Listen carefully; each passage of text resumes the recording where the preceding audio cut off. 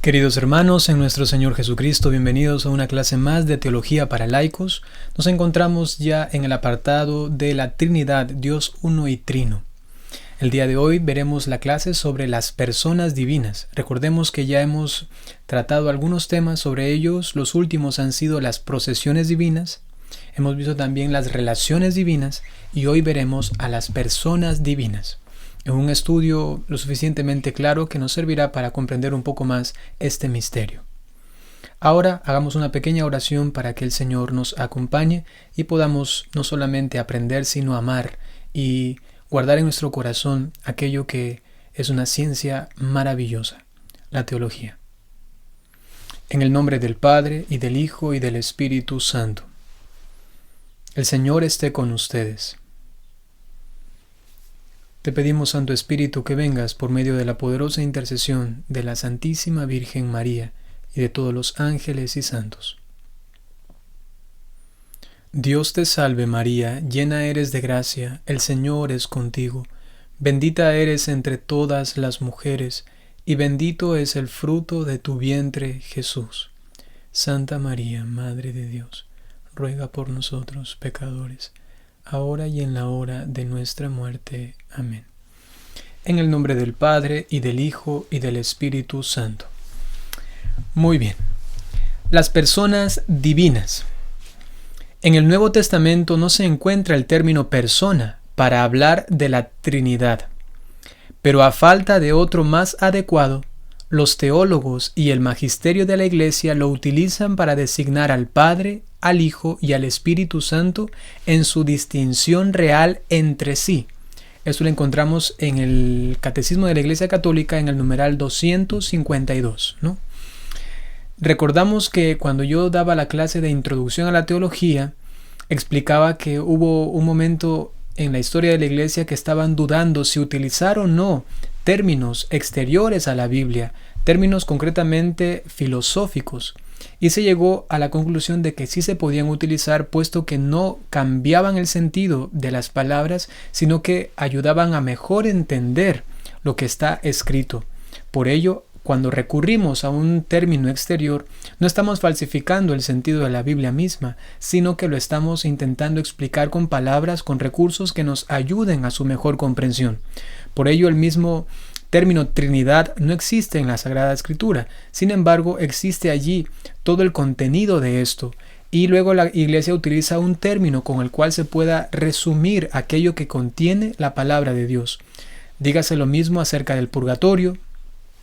En consecuencia, esto nos ayuda a mejor entender, repito, estas enseñanzas de las Escrituras cuando recurrimos a un término exterior, en este caso el término persona, ¿no?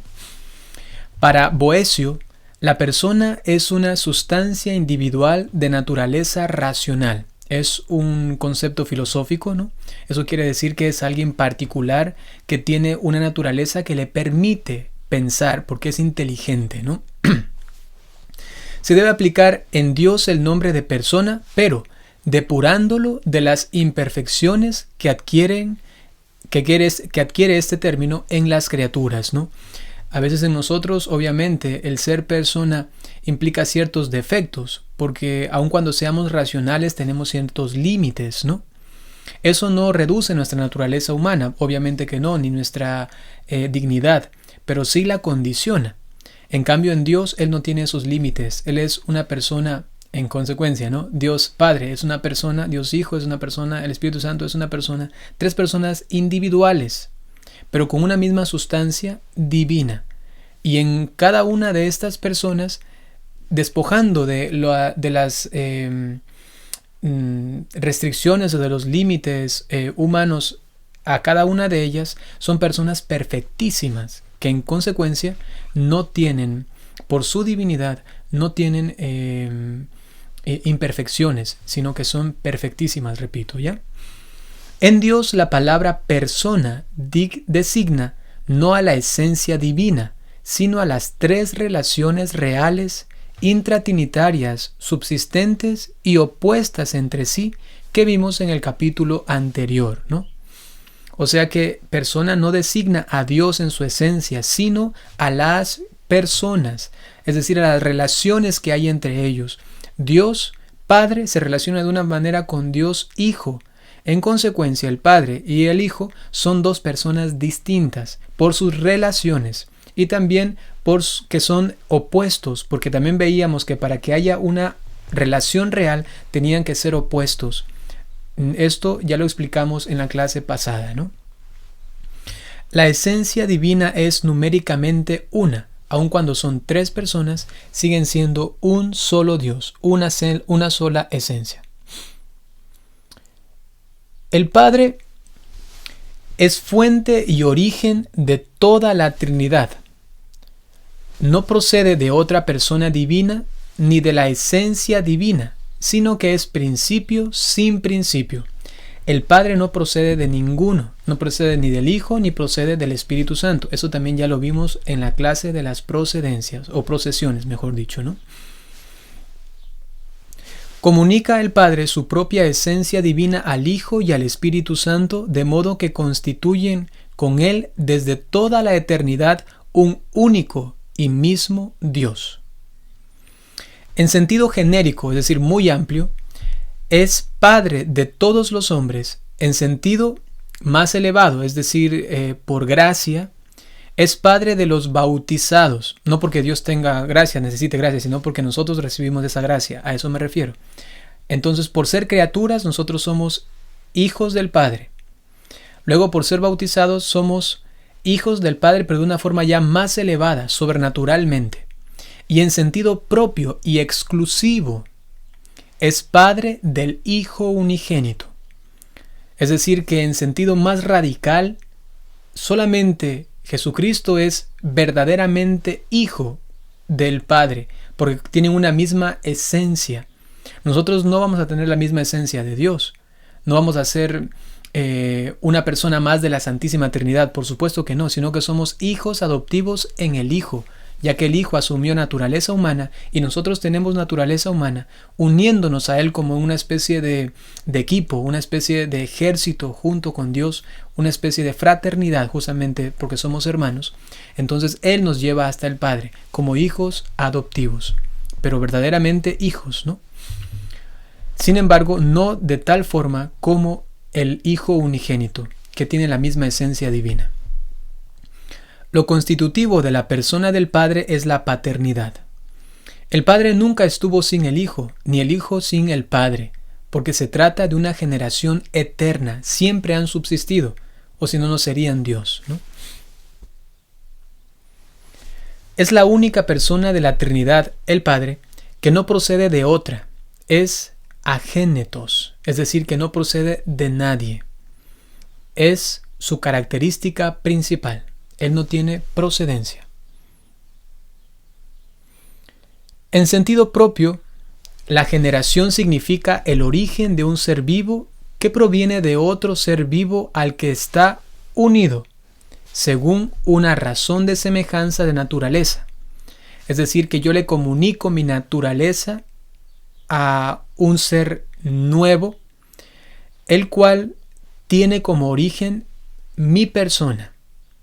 Es lo que ocurre con un arbolito que tiene su naturaleza y este va a dar frutos de su propia naturaleza, con lo cual esos frutos pueden también producir árboles de la misma naturaleza. No puede un árbol de manzana dar naranjas y esto luego producir bananos, ¿no? Por supuesto que no. Tiene una lógica la generación. Entonces se aplica en Dios esto analógicamente. Pero, ojo a esto, no significa que tiene que ser tomado de forma completamente igual. Recordemos que estamos hablando de analogía. Ya hablamos de este término en las clases pasadas. ¿Qué significa analogía? Eso se encuentra en la clase de las procesiones divinas. Ahora no lo voy a explicar porque pienso que ya lo conocen, ¿no? Cómo se aplica la analogía en Dios, ¿no? Entonces, en Dios la generación del Hijo es eterna, sin antes ni después. La generación, es decir, que el Hijo procede del Padre sin un antes y un después, sino que siempre es eterno, ¿no? Siempre ha sido así. Acto inmanente de conocimiento del Padre que engendra un concepto o verbo que no solo es de la misma naturaleza que el Padre, específicamente, sino numéricamente. Acto inmanente es decir, que no sale del Padre. No es que el Padre tiene un hijo y el hijo sale de él, no, sino que como es Dios, y Dios en su persona del Padre, ¿no? Engendra al Hijo, pero no es una engendración que sale de él como si estuviese en un tiempo y un espacio, ¿no? Sino que eso es algo que realmente nosotros difícilmente podemos entender, pero se puede explicar de la manera siguiente, ¿no? Eternamente el Padre tuvo un pensamiento de sí mismo, tuvo una idea de sí mismo, una idea perfectísima, ¿por qué no decir un concepto de sí mismo perfectísimo? No en un tiempo, sino que siempre lo tuvo. Y este acto de su pensamiento es el Hijo mismo, que es la definición perfectísima del Padre. Y por ello el Padre y el Hijo, en cuanto a decir quién es más humilde, quién es más santo, pues son completamente iguales porque tienen y gozan de las mismas potencias, porque el Hijo es la definición perfectísima del Padre, pero no una definición que sale de sí mismo, sino que como ocurre en nosotros, que cuando pensamos algo, lo tenemos en nosotros mismos, lo poseemos, no ha salido de nosotros, ¿no? Entonces en Dios, en cuanto a las personas y a las procesiones, el Hijo procede del Padre de esa forma, de manera que también hemos visto en las procedencias, de manera intelectual, ¿no? Es decir, que sale del Padre así. Intelectual también es un término que utilizamos de manera analógico, ¿no? Por ello, es un acto inmanente de conocimiento del Padre que se engendra un concepto. El Padre tiene este conocimiento de sí mismo, ese conocimiento es perfectísimo de sí mismo, no sale de sí mismo, sino que se queda en sí mismo, y ese conocimiento, como es perfectísimo de sí mismo, lo define tal cual, es una persona viva, ¿no? Pero no en un tiempo y en un espacio, sino que es la engendración eterna del Hijo, ¿no? Wow, esto es algo que no es tan fácil de entender, sin embargo, podemos llegar a una comprensión, ¿no? Que no solo es de la misma naturaleza que el Padre específicamente, sino numéricamente, es decir, que no nace que no es engendrado, y que cuando es engendrado sale otro Dios, por supuesto que no, sino que goza de la misma naturaleza numéricamente hablando, es decir, que es una misma naturaleza con el Padre, ¿no? El Hijo es imagen perfecta del Padre, es decir, origen en él, y no solo semejanza, sino identidad de naturaleza.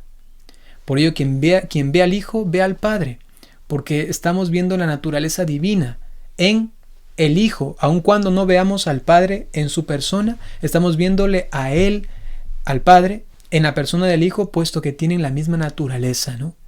Él, Jesucristo, es unigénito.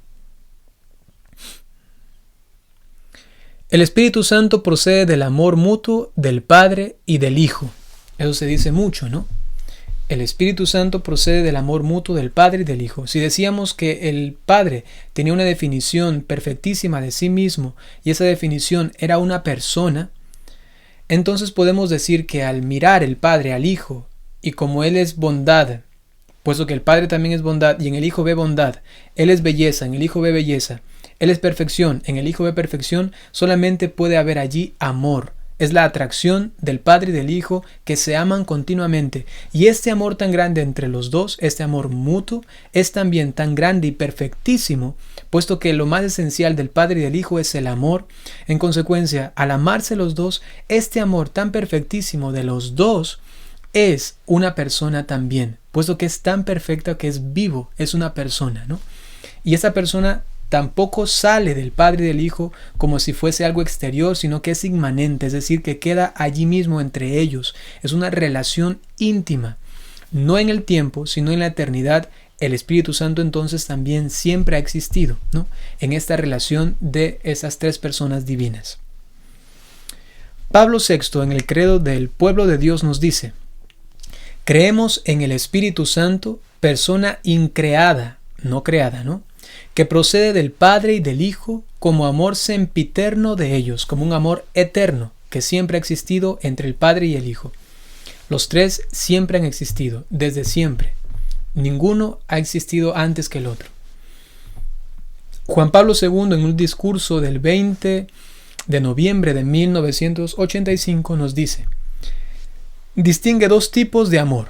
Uno, amor esencial. Es un atributo de la esencia divina que corresponde por igual al Padre, al Hijo y al Espíritu Santo. Es decir, la forma de amarse entre ellos de manera esencial. Se están amando continuamente desde toda la eternidad. El otro amor es el amor personal, es propio del Espíritu Santo y lo distingue realmente de las otras dos personas divinas. Y se refiere a esto el Papa Juan Pablo II, porque nosotros a través del Espíritu Santo, por su amor personal para con nosotros, podemos llegar a amar a la Santísima Trinidad. El Espíritu Santo nos capacita para amar, porque Él nos ama, ¿no? Al amarnos, nosotros nos capacitamos para amar a Dios, ¿no? Por eso hay una distinción allí que hace el Papa Juan Pablo II del Espíritu Santo, ¿no? Esto solamente es una interpretación, no es, digamos, parte de la parte dogmática, ¿no? Sino que es una bonita interpretación para entender también la obra del Espíritu Santo en nosotros. Y por ello decimos, el Espíritu Santo es un don. En la vida íntima de Dios, el Espíritu Santo es amor y donación mutua. En la vida íntima de Dios, en esta relación inmanente que decimos, ¿no? Es nexo entre el Padre y el Hijo. En la relación de Dios con los hombres, en cambio, es también la mayor donación, porque nos ha sido enviado. El Padre envió, el Hijo envió, los dos. Tenemos testimonio de eso en la Sagrada Escritura. Los dos envían al Espíritu Santo, ¿no? Entonces, el mayor bien que podemos recibir los hombres, porque es recibir el amor y la vida de Dios. Y en ese sentido, entonces, el amor del Espíritu Santo se da a nosotros de una manera personal. La divinización del hombre, su elevación sobrenatural como Hijo de Dios en el sacramento del bautismo, es obra del Espíritu Santo. Él nos introduce en el misterio de Cristo y nos llama a la santidad del Padre. Es el Espíritu Santo que en los sacramentos nos santifica para que podamos amar a Dios, porque Él nos está amando en esos sacramentos y en nuestra vida diaria. Por ello se dice, según la definición o la aclaración del Papa Juan Pablo II, que este amor que distingue a las tres personas distintas en el Espíritu Santo es que en Él, en el Espíritu Santo, es un amor personal, ¿no? Por el don que hace la Trinidad de enviar al Espíritu Santo, ¿no? El Catecismo de la Iglesia Católica en el numeral 247 nos dice lo siguiente. La afirmación del filioque es un término latino que significa del Hijo, que procede del Padre y del Hijo, ¿no? Es este filioque y del Hijo. La afirmación del filioque, porque ya veremos un poquito más adelante, ahí vean algunos que decían que no procedía el Espíritu Santo del Hijo, ¿no? Que no procedía, que solo procedía del Padre, ¿no? Entonces el Catecismo de la Iglesia Católica utiliza el término filioque para designar que sí, que procede del Padre y del Hijo, filioque, ¿no? Y del Hijo. No figuraba en el símbolo confesado del año 381 en Constantinopla, no estaba allí, pero sobre la base de una antigua tradición latina y alejandrina, el Papa San León la había confesado dogmáticamente el año 447, antes incluso que Roma conociese y recibiese el año 451, 4 años más tarde, ¿no? En el concilio de Calcedonia, el símbolo del año 381, ¿no? El uso de esta fórmula en el credo fue poco a poco admitido en la liturgia latina entre los siglos VIII y el siglo XI. Motivo de disensión con las iglesias ortodoxas. ¿Por qué? Porque ahí vamos a lo que decía antes. Ellos no aceptaban que el Espíritu Santo proceda también del Hijo, ¿no? Por ejemplo, en el año 867, Focio se opone al filioque, afirmando que el Espíritu Santo procede únicamente del Padre. Y más tarde, con Miguel Cerulario, en el año 1054, con el cual se da toda esta gran división, el cisma de Oriente, ¿no? Rompe con la Iglesia e inicia el cisma de Oriente. Búsqueda de unión luego se da a través de algunas reuniones, de algunos concilios, pero lamentablemente hasta el día de hoy no se ha podido solucionar este problema, ¿no? Por ejemplo, en el Concilio Cuarto de Letrán en el año 1215, en el Segundo de León en 1274, en el de Florencia en 1439, se intentó llegar a una unión con ellos, pero lamentablemente habían muchas situaciones, no solamente la teológica del filioque, sino otras complicaciones que no hicieron posible esta unificación, la cual la sufrimos hasta el día de hoy, ¿no? El magisterio de la Iglesia no puede cambiar el símbolo, pero puede completarlo añadiendo algunas frases o incluso algunas verdades de fe. El símbolo se refiere al credo, eso no puede cambiarlo, pero sí puede prolongar su sentido, ¿no? Es como decir creo en Dios, pero puede prolongarlo diciendo Dios que es Padre y que es Hijo y que es Espíritu Santo, y puede prolongarlo diciendo el Padre que es el Creador, el Hijo que es el Redentor, el Espíritu Santo que es el Santificador. ¿Me hago entender? Entonces el símbolo no se puede cambiar, pero sí se puede ampliar para una mejor comprensión. Entonces la adición del filioque es legítima. Es decir, que se le añadió que procede del Padre y del Hijo, quien el Espíritu Santo. Dice Juan, capítulo 15, versículo 26, el Paráclito que os enviaré. Esto lo dice Jesús. También en Juan 16, 14, Espíritu Santo recibirá de lo mío. Está allí denotando esta procedencia del Espíritu, ¿no? Que procede también del Hijo. Y Romanos capítulo 8 versículo 9 nos dice que es el Espíritu de Cristo, ¿no? Es decir que si en términos analógicos es como si viniese de Cristo, porque como si le perteneciese a Cristo, ¿no? Yo se los doy, ¿no? Esto estamos diciendo son términos analógicos. Podemos repasar la clase donde se explicaba la analogía en teología, ¿no? En cuanto a la tradición, los griegos prefieren la fórmula per filium. Ambas fórmulas expresan sustancialmente lo mismo, ¿no?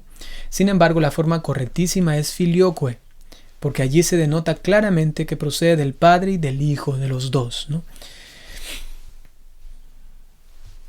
En Florencia, en el año 1442, se nos dice lo siguiente: estas tres personas son un solo Dios, y no tres dioses, porque las tres tienen una sola sustancia, una sola esencia, una sola naturaleza, una sola divinidad, una sola inmensidad, una sola eternidad.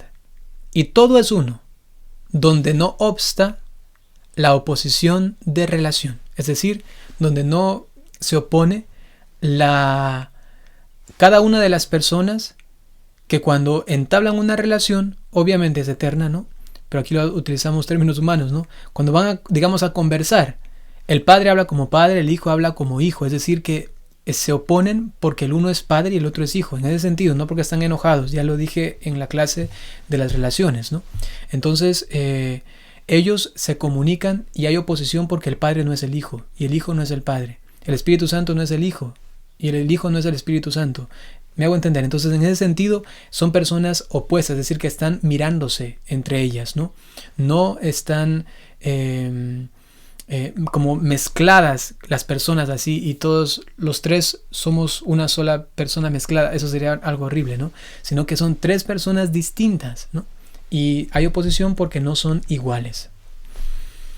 Donde no obsta entonces, donde no se opone la oposición de esta relación, ¿no? Siempre que hay relación, entonces hay división o distinción. Padre, Hijo y Espíritu Santo distintos, ¿no? También dice este mismo concilio: por razón de esta unidad, el Padre está todo en el Hijo, todo en el Espíritu Santo. El Hijo está todo en el Padre, todo en el Espíritu Santo. El Espíritu Santo está todo en el Padre, todo en el Hijo, por su naturaleza divina, por su esencia.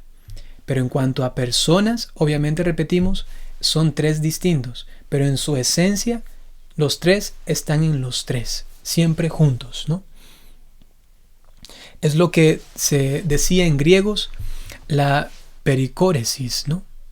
o también en términos latinos el circumcesio, ¿no? Y esto quiere decir, por ejemplo, San Buenaventura lo definía como una especie de círculo, como que estaban ellos siempre dando vueltas, decía, algo así lo definía, ¿no? Como dando vueltas entre sí mismos, las tres personas, ¿no? Están allí siempre íntimamente unidas, dialogando, amándose, ¿no? Santo Tomás de Aquino más bien lo define como las tres personas que están sentadas en un trono. Las tres están allí, reunidas en una relación íntima, ¿no? Pero este término, pericóresis, por ejemplo, significa que hay una constante correlación entre ellos. Están relacionándose continuamente, ¿no? Pericóresis es una mutua inhabitación de las personas divinas, por razón de la esencia divina, que es la misma para las tres personas divinas. Como tienen la misma esencia, entonces hay pericóresis, es decir, una inhabitación de las tres personas divinas en esa única esencia. Por razón de las relaciones, uno cualquiera de los términos que se oponen relativamente entre el concepto del otro. Esto en términos más fáciles de explicados es lo que viene a continuación. No hay padre sin hijo, ni padre e hijo sin su mutuo amor o Espíritu Santo. Es decir, que por las relaciones ellos tienen que estar también íntimamente unidos siempre, puesto que están siempre relacionándose, porque si no hay un padre, no hubiese un hijo. Si no hay un hijo, no hay un padre. Si no hay el Espíritu Santo, no hay amor mutuo entre el padre y el hijo, ¿no? En consecuencia, por las relaciones también hay pericóresis, porque están íntimamente relacionados siempre. Por razón de los orígenes o procesiones divinas que son inmanentes, puesto que hay procesiones entre ellos, del Hijo en relación al Padre y del Espíritu Santo en relación al Padre y al Hijo. Recordamos que el Padre no tiene procesión. Entonces, como hay procesiones entre ellos, esas dos que hemos mencionado, y esas procesiones son inmanentes en Él, entonces ellos permanecen siempre íntimamente así relacionados por estas procesiones que hay en ellos, ¿no? Eso también nos demuestra que si es que no fuese así, no sería pericóresis, porque si fuese una procesión exterior, ya sería otro Dios, ¿no? Pero como es inmanente en sí mismo, hay esta mutua inhabitación de las personas divinas, ¿no? Esto es, queridos hermanos, la clase del día de hoy. Si tienen alguna duda, pueden preguntar aquí en los comentarios de este video, o también pueden repasar otra vez la clase y allí se va aclarando algunos términos, algunas definiciones. A veces uno tiene que escuchar unas 2 veces, ¿no? Listo. Ahora dispónganse para recibir la bendición y recuerden que el próximo viernes tendremos la siguiente clase de teología. El Señor esté con ustedes. La bendición de Dios Todopoderoso por intercesión de la Santísima Virgen María, San José y todos los ángeles y santos. En el nombre del Padre, y del Hijo, y del Espíritu Santo. Hasta el próximo viernes.